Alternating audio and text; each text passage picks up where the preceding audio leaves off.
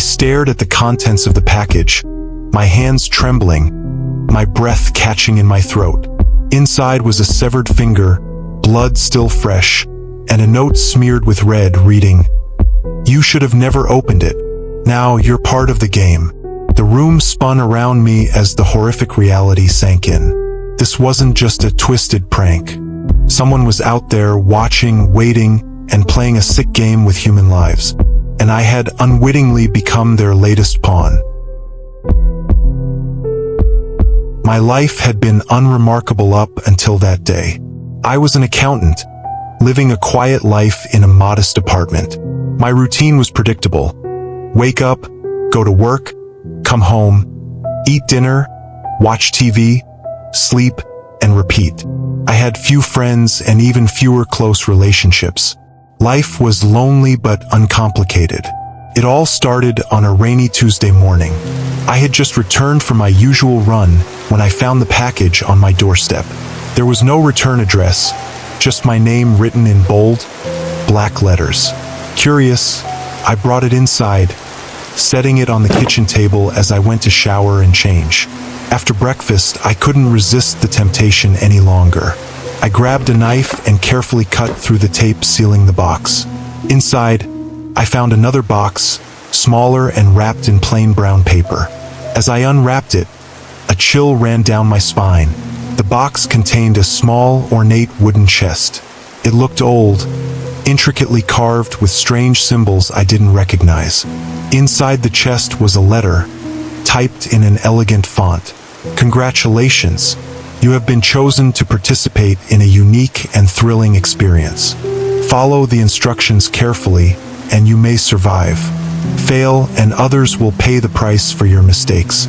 Your first task will arrive soon. Good luck." I chuckled nervously, assuming it was some sort of elaborate joke, but the anxiety gnawing at my gut told me otherwise. I decided to keep the chest and the letter, thinking I could show them to the police if things got out of hand. 2 days later, the first task arrived. Another package, this time containing a burner phone and a simple instruction. "Call the number.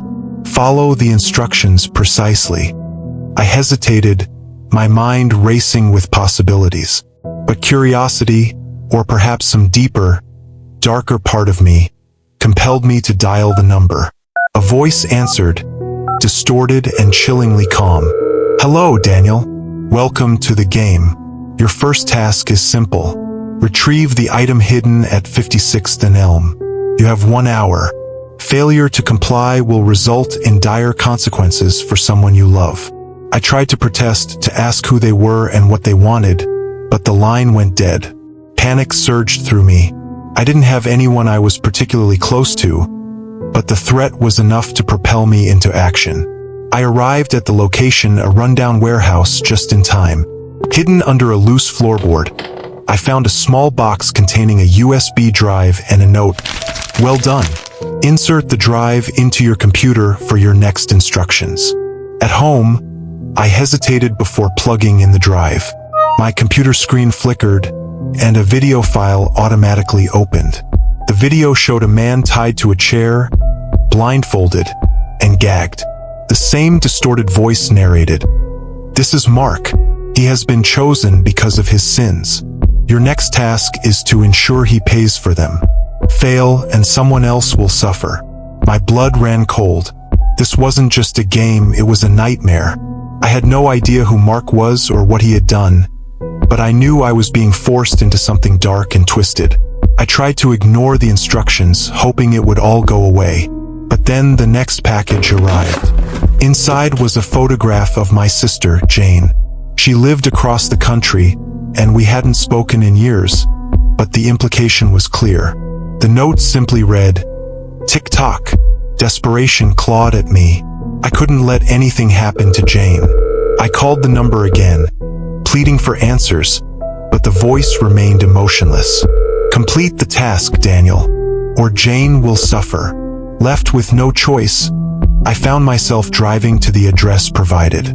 It was an old, abandoned house on the outskirts of town. Inside, I found Mark just as he had been in the video. My stomach churned as I saw the tools laid out on a table. pliers, a hammer, a knife. I was supposed to hurt him. The instructions had been explicit, but I couldn't bring myself to do it. As I stood there, paralyzed with indecision, my phone buzzed. Another video, this time of Jane tied up and crying. "Please," she begged. "I don't know what's happening. Please, help me." The voice came again, cold and unfeeling. "Hurt him, Daniel, or she dies." With trembling hands, I picked up the knife. Mark struggled against his bonds, his muffled cries pleading for mercy. I closed my eyes, whispering apologies as I cut into his flesh. His screams echoed in the empty house, mingling with my sobs. I left him there, bleeding but alive. I couldn't bring myself to kill him. When I returned home, another package was waiting. Inside was a photograph of Jane, safe and unharmed, and a note. "Well done. More tasks await." The tasks grew increasingly more horrific. I was forced to abduct people, deliver packages containing gruesome items, and leave cryptic messages for other players. Each time I considered going to the police, another threat arrived, ensuring my compliance. I barely slept, haunted by the faces of the people I had hurt and the fear that Jane would be next. My life became a series of macabre tasks, each one pushing me further into darkness. Then, one night, I found a package on my doorstep containing a live feed video. It showed a room, stark and bare, with a single chair in the center. In the chair was Jane, bound and gagged. The voice came again, now disturbingly familiar. "This is your final task, Daniel. You must end this. Only one of you can leave that room alive." My heart shattered. They wanted me to kill my own sister. The thought was unthinkable. But as I watched the feed, seeing her terrified eyes, I knew I had to do something. I drove to the address provided, my mind racing with plans. I couldn't kill Jane, but maybe we could both escape.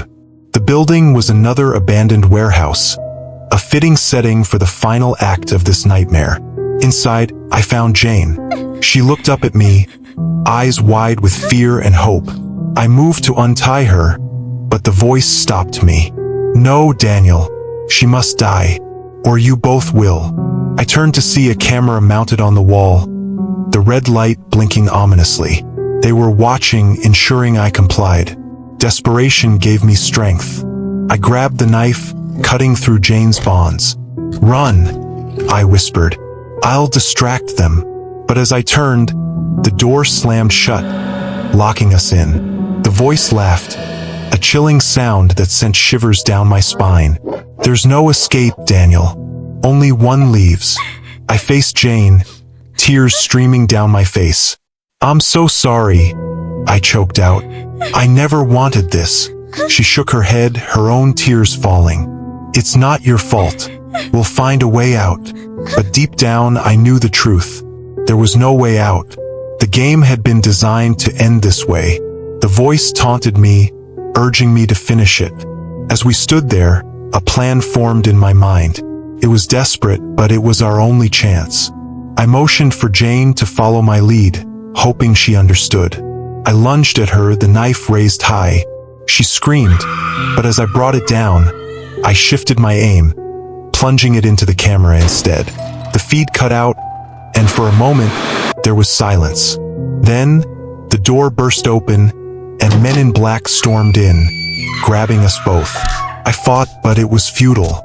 They dragged us apart, and I could hear Jane's screams as they took her away. I was thrown into a cell, the door slamming shut behind me. The voice came again, now through a speaker in the ceiling. "You've disappointed us, Daniel, but the game isn't over." Weeks turned into months. I remained in that cell, isolated and tormented by the memories of what I had done. The voice continued to taunt me, reminding me of my failures. One day, the cell door opened, and a figure stepped in. It was Jane, or at least it looked like her, but her eyes were different, cold, calculating. "Hello, Daniel," she said, her voice a chilling echo of the one I had come to dread. "It's my turn to play now. The realization hit me like a punch to the gut. They had broken her, turned her into another player in their sick game. And now I was their new pawn. As the door closed behind her, I knew there was no escape. The game would continue, each move pushing us deeper into the darkness. And the sinister side of humanity would claim another soul.